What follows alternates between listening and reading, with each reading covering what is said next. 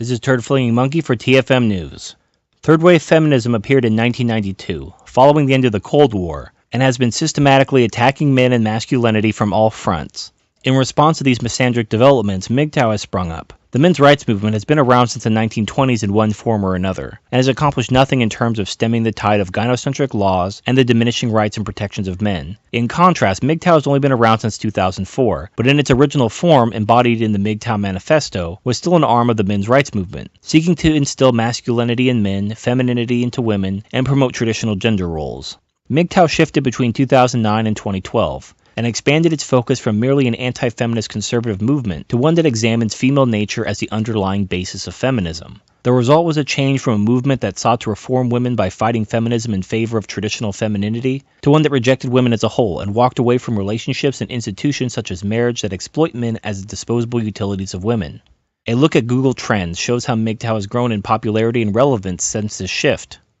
Then in 2013, as if out of nowhere, a new breed of activists appeared known as Women Against Feminism. This has allowed anti-feminism to become a position of egalitarianism and gender equality, rather than the misogynist hate group that it has previously been labeled over the decades.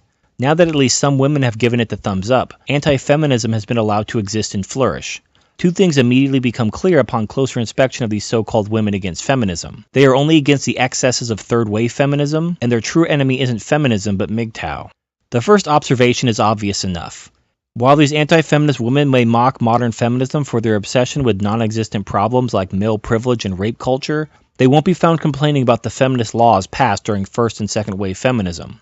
Look for examples of any anti-feminist women fighting for the repeal of women's suffrage, gender quotas in hiring, i.e. affirmative action, abortion on demand without the consent of the father, no-fault divorce, or primary aggressor laws which cause men to be arrested for domestic violence even if they were merely defending themselves. The truth is that aside from rare exceptions associated with the men's rights movement or the pro-life movement, these women don't support any wider reform than repudiating third-wave feminism for its excessive misandry.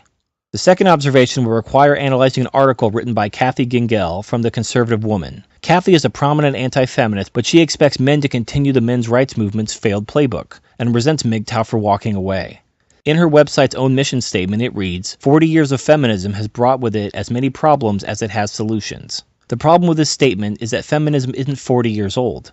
It started in the 1800s, specifically 1848 in the US, which makes it at least 167 years old as of 2015. However, let's assume that this blog was started in 2013 alongside Women Against Feminism in general, which would place its version of feminism as starting in 1973, the year of Roe v. Wade, when abortion became legal in the United States. So they may define feminism as merely third-wave feminism's misandry and abortion. Are any MGTOW impressed? I thought not. These women aren't fighting against feminism, they are just realizing since the rise of MGTOW that maybe feminism has gone a little too far and that they need to pull it back a little to keep the men under their control. The men's rights movement has been around for decades, but it was only in the last 2 years, since MGTOW and anti-marriage gained traction, that women are now against feminism. Simply read the words of Kathy Gingell, who calls on men to oppose feminism but not walk away from women. She chastises MGTOW for their anger and despair, and warns of the dire consequences for children, family, and society caused by MGTOW, which may involve a future of test tube genderless babies. If these women were so worried about children and families, they wouldn't tacitly support all the laws passed under second-wave feminism aside from abortion. The men's rights movement wishes to return to the 1950s, but Women Against Feminism merely wish to return to the 1980s, when they enjoyed all the rights and privileges of feminism, but third-wave feminism hadn't yet appeared to spoil the good thing they had going by causing men to wake up and walk away. Men are done sacrificing for women. The game is up, and if these women want men to come back to the table, they're going to have to go back a lot farther than the 1980s or even the 1950s. I can understand if these ladies are not interested, and that's fine. Test tube babies it is. However, they won't be genderless, they'll be men. Because without the need for sexual reproduction, women serve absolutely no function, as men are stronger, smarter, and more capable than women at nearly everything. If women want to avoid this apocalyptic sausage party, they have a choice to make. Women have been standing up to feminism for decades to no avail. Men are tired of standing up. They are going about their own business, they are going their own way. Think of the children.